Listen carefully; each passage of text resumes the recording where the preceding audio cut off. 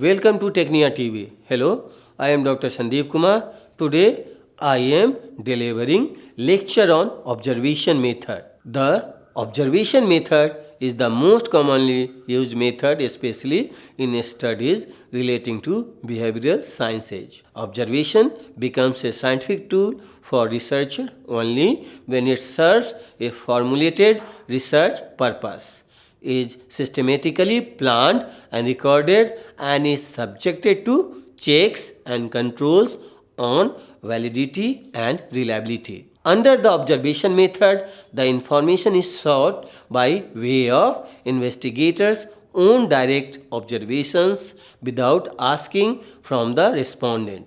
But there are certain demerits of this type of observation visible. The observer may lose the objectivity to the extent he participates emotionally. Now I am explaining the controlled observation. When observation takes place according to definite pre-arranged plans involving experimental procedures, then it is termed as controlled observations. On the other hand, there is uncontrolled observation. If the observation takes place in the natural setting, it may be termed as uncontrolled observation. In non-controlled observation, no attempt is made to use precision instruments. The major aim of this type of observation is to get a spontaneous picture of life and persons. There are certain advantages of observation method. First one, directness. The main strength of observation is that it provides direct access to the social phenomena under consideration, instead of relying on some kind of self-report, such as asking people what they would do in a certain situation. You actually observe and record their behavior in that situation. This, in principle, at least avoids the wide range of problems associated with self-report. The main advantage of this method is that subjective bias is eliminated if observation is done accurately. Another advantage is diversity, flexibility, and applicability. Observation can take diverse forms, from informal and unstructured approaches through to tightly structured, standardized procedures, and can yield associated diverse types of data, both qualitative and quantitative. Observation, therefore, is applicable in a wide range of contexts.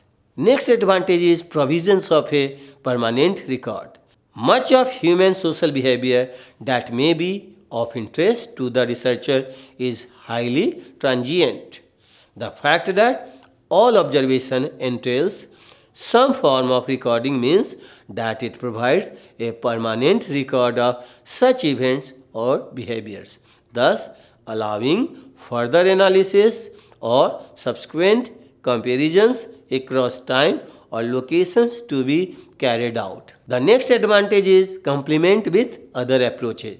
The strength of observation is that it can effectively complement other approaches and thus enhance the quality of evidence available to the researcher. The other advantage is record natural behavior. The researcher is enabled to record the natural behavior of the group. The researcher can even gather information which could not easily be obtained if he observes in a disinterested fashion. The last advantage is verify the truth of the statements. The researcher can even verify the truth of statements made by informants in the context of a questionnaire or a schedules. There are certain disadvantages of the observations method. First one, time consuming and resource intensive. One of the main disadvantages of observation is that it can be very time consuming and resource intensive.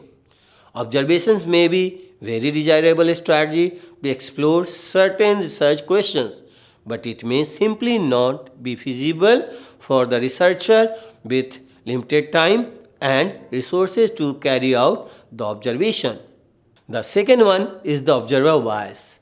A fundamental potential weakness of all observation is that it is susceptible to observer bias.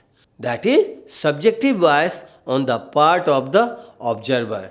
It means undermining the reliability and hence the validity of the data gathered. The next disadvantage is observer effect.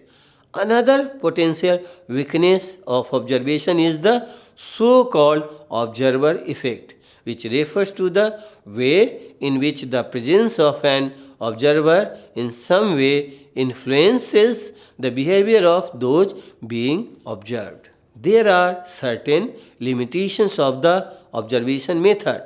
First one, it is an expensive method.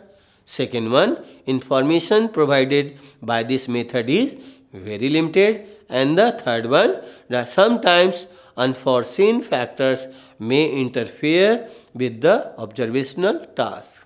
Now, there are certain prerequisites and basic tenets of observation method. While using this method, the researcher should keep in mind things like first one, what should be observed, how the observation should be recorded, how the accuracy of observation can be ensured.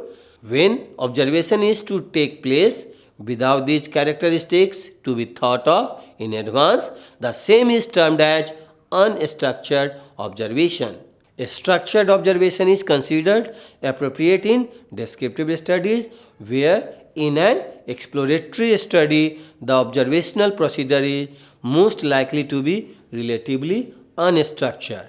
The next one, if the observer observes by making himself more or less a member of the group, he is observing so that he can experience what the members of the group experience. The observation is called as the participant observation. Last one, when the observer is observing in such a manner that his presence may be unknown to the people he is observing, such an observation is described as disguised observation. This is the end of my lecture. Thanks a lot. Watch and subscribe Technia TV. Thanks a lot.